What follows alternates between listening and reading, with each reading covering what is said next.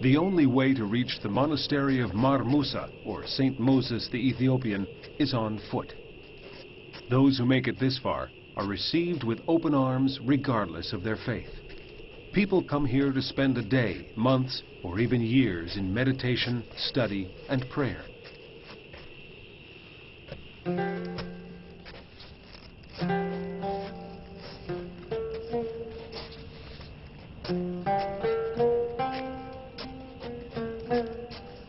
No wonder that the small resident community, a fine example of fraternal heterogeneity, is in a state of constant flux.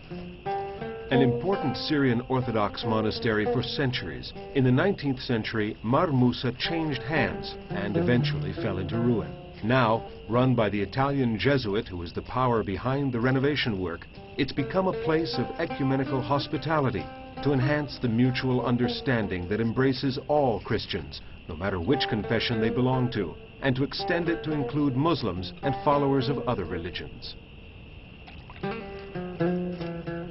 Tradition says that the monastery was founded by an Ethiopian who traveled through Egypt and Palestine and settled in Syria, where he lived as a hermit and died a martyr.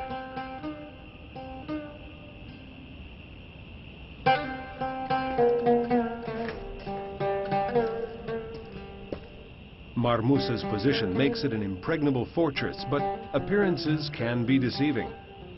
It's open to all people of goodwill who can make the long and arduous 800-meter climb. In the end, we had to use the community's special transportation for our camera equipment.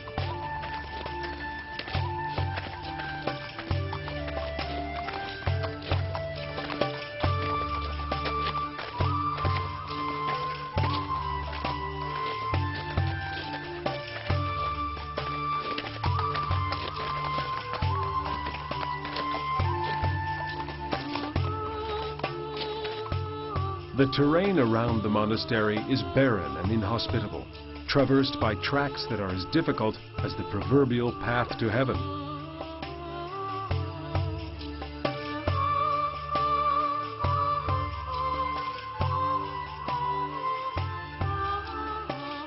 Only four-footed climbers negotiate them with dexterity and arrogant indifference. Newly arrived guests are given the grand tour by the community's young priest. Down below, the desert stretches eastwards as far as the eye can see.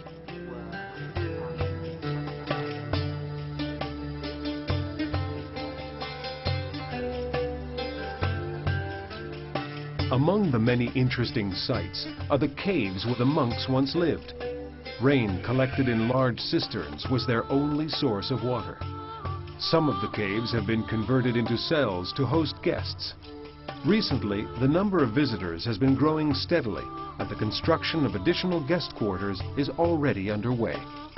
The monastery dates from the 4th century, but it took on its current shape in the 15th century when it became an important Syrian Orthodox cenobium.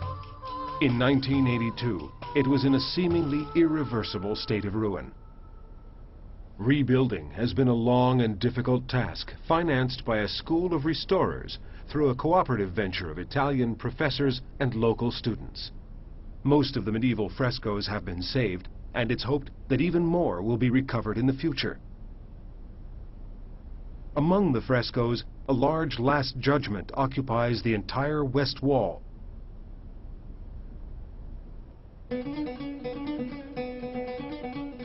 Precious manuscripts, part of the heritage of the Syriac Christians, have also been saved and restored, as well as Arabic inscriptions in a Syriac context. Fine examples of the Arabization of the Aramean Christians in the 11th century, and of a profound and wholehearted Christian participation in Arab culture. In fact, small groups of Arab pre-Islamic Christians, the result of 14 centuries of side-by-side coexistence, are still today Christians within a church based on the Syriac culture. Thus, the renovated monastery now safeguards a historic, cultural, and spiritual heritage within the greater scheme of Christianity as a whole.